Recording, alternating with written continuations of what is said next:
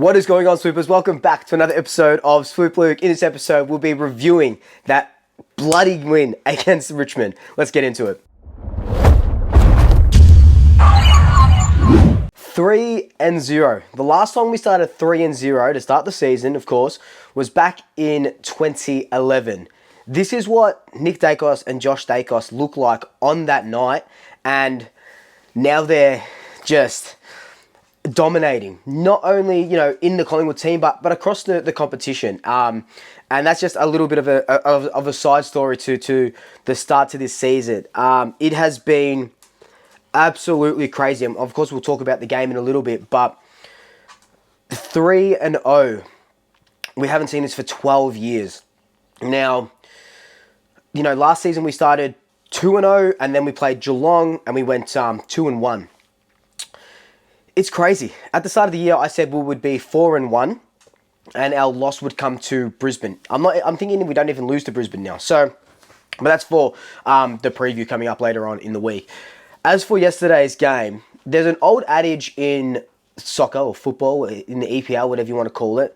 But can they do it on a cold, rainy night in Stoke? And if you're a soccer fan or EPL fan, you would kind of know what that means. But pretty much, it's just saying that Stoke City, they're their home ground, the Britannia Stadium. Very cold, very, in the middle of winter, snowy, rainy and stuff like that. Can Messi do it? He can do it all around the world, but can he do it on a cold, rainy night in Stoke? We were able to do it on a cold, rainy night at the MCG in front of 85,000 people in just a really, really scrappy, contested game of football. And it's one of those ones, and I'll bring it back to the EPL as well, in my boys Manchester City. It's one of those games where you just irk out a 1-0 win, like against, someone that's very lower than you, and it's just a shitty night. And you just kind of, you grit your teeth and you go in and win the game. You do everything to win the game. You might not play your game style, but you do everything to win the game. We didn't have that sort of run. We had a lot of that contested possession, had a lot of the ball and stuff like that, but we sort of kept Richmond in the game with all their, with not being able to convert properly and stuff like that. So we were able to do it, and God, did it feel bloody good when that final siren went. And, we're 3-0 up. But, look, let's talk about the game now. I went into this game thinking that anything could happen. I was pretty confident last week against Port, nervous about Geelong, very nervous about this game because it had a very backs against the wall sort of game to it. They've got 4 players out, 3 of those premiership players, Dustin Martin being one of them, but they still had a generally a really good team, and they hadn't lost the game yet, right? They come back against Carlton and they beat Adelaide last week.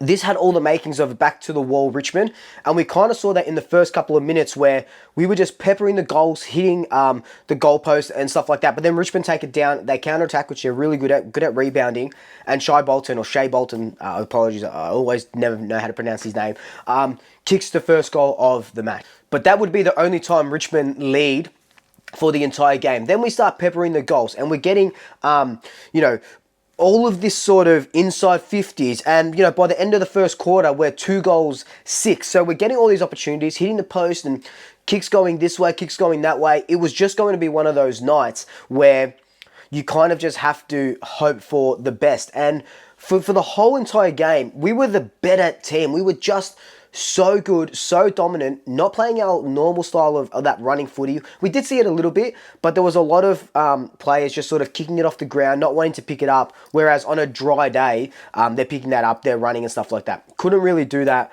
because of the weather, but it is sort of what it is, and we sort of grit our teeth. Up until half-time, Richmond only kicked 1 goal. They had 4 scoring shots, 1 goal, 3.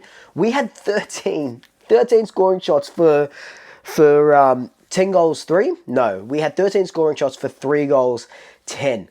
Now, this game, maybe not put to bed, but this game should have been tucked into bed, a hot chocolate on the side, getting ready to go to sleep. That's where we should have been at halftime. We should have been 5, 6, 7 goals up.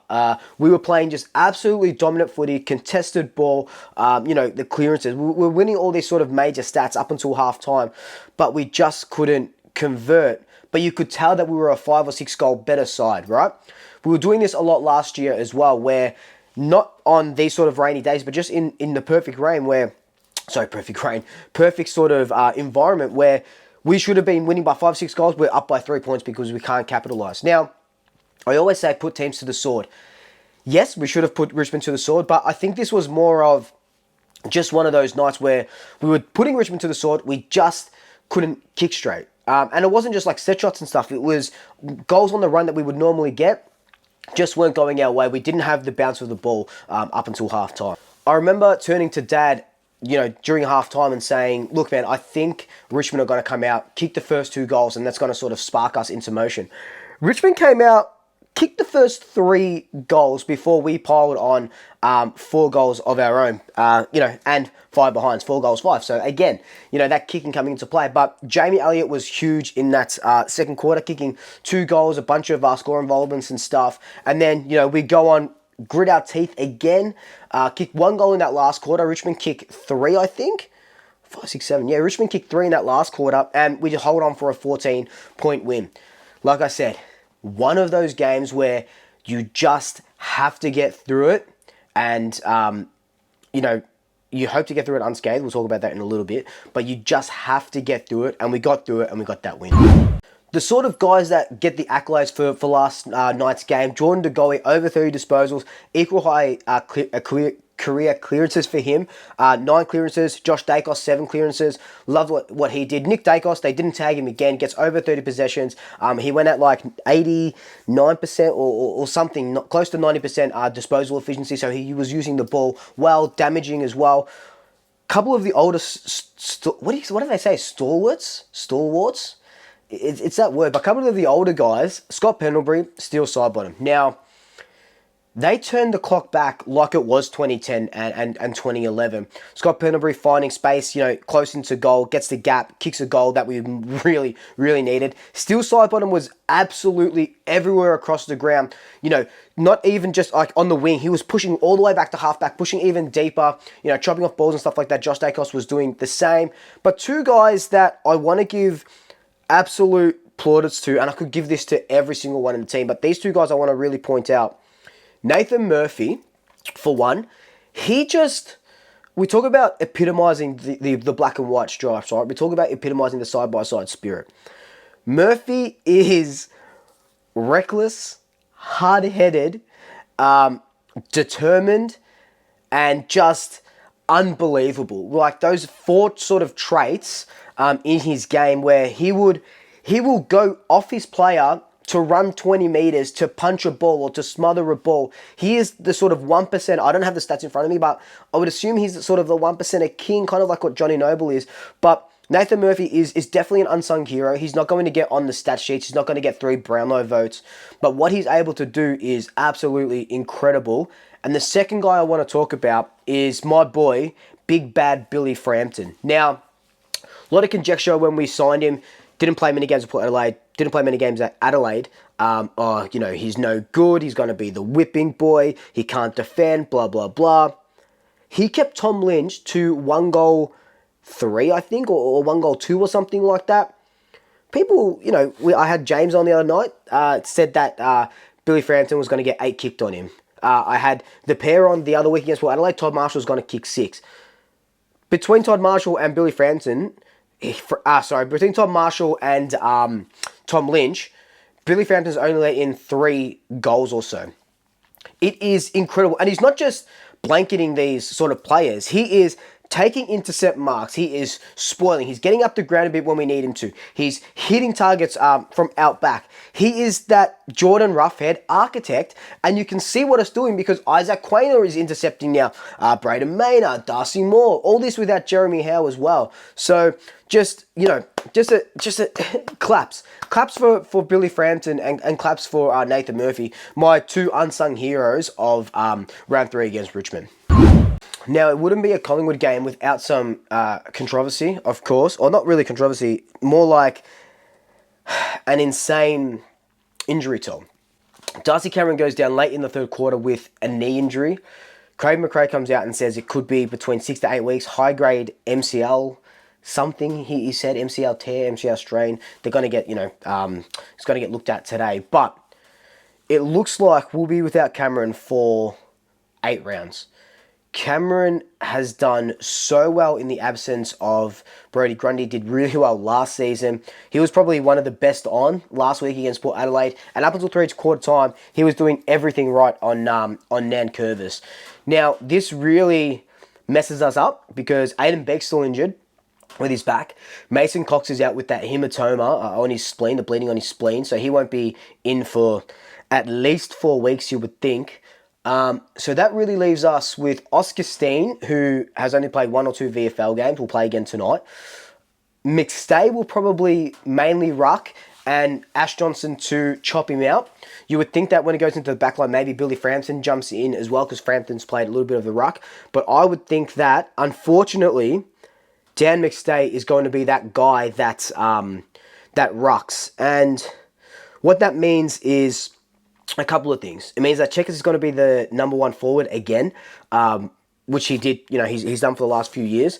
It means that Ash Johnston keeps his name in the side, which, Ash Johnson as well did incredible on his first game back.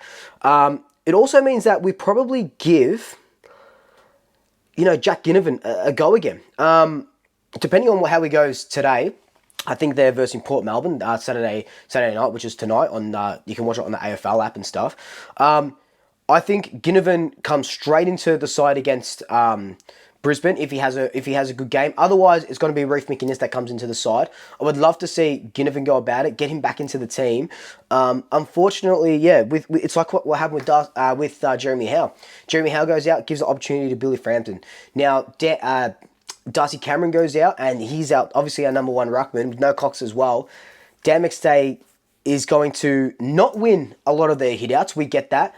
But our clearance work now, with Tom Mitchell there, Taylor Adams and stuff like that, we might lose the hitouts, but win the clearances, as opposed to what we used to do with Grundy was win the hitouts and lose the clearances. So the flying stuff, they're going to know what to do. It's unfortunate, and sending prayers and healing words to Darcy Cameron that he comes back sooner than 8 weeks. But I think that's what's going to happen, and it's going to be interesting.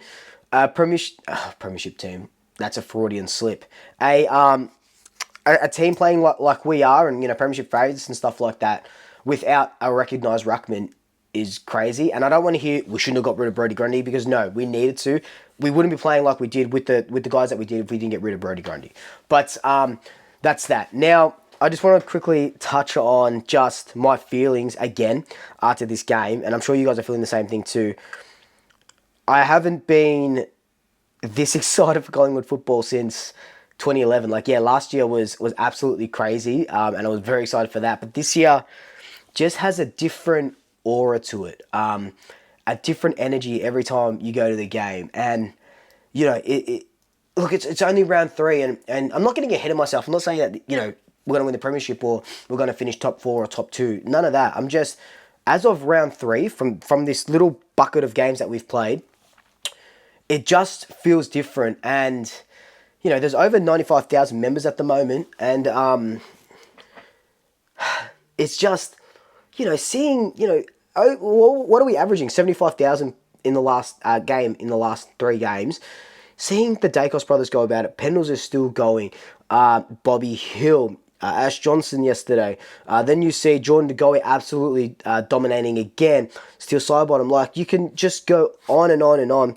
Everybody is playing their role. Will Hoskinelli is playing his role really well. You might not see it on the stat sheets, but he's playing his role really well. Jack Chris, Brady Manor, Darcy Moore, the captain.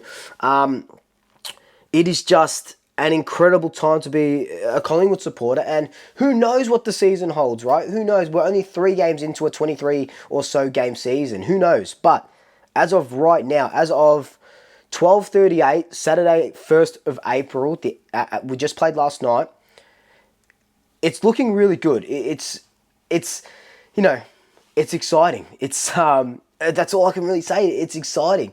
I'm just, it's good. It's going to be good. And bring on Brisbane next week, I reckon. But anyway, guys, this has just been my review of the game against Richmond. Let me know your thoughts down below, your positives, your negatives, what we need to improve, what's going to happen in the ruck situation. I'd love to know all your thoughts down below. I love you all. And again, if you know someone who's a Collingwood supporter and they're not subscribed, send them the link, get them to subscribe. I'd love to get to 5,000 in the next couple of weeks, 5,000 subs in the next couple of weeks. Would be absolutely amazing. I love every single one of you. But until then, like, comment, subscribe, tell your family, tell your friends, tell your best. Until next time, double shackers. I'll swoop you later.